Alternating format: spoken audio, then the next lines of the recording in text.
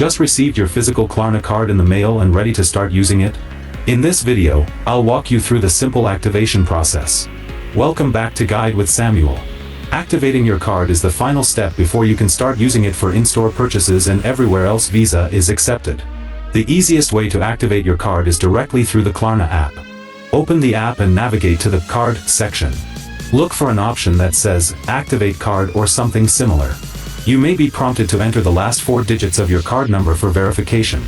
Follow the on-screen instructions, which may include setting a PIN for your card if you haven't already.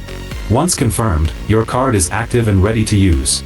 A crucial pro tip: you can usually start using your virtual card in Apple Pay or Google Pay immediately after ordering the physical card, even before it arrives.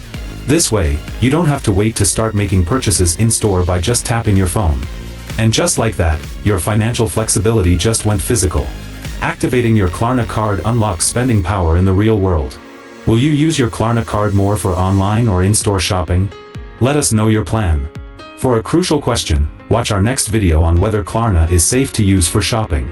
Thanks for watching.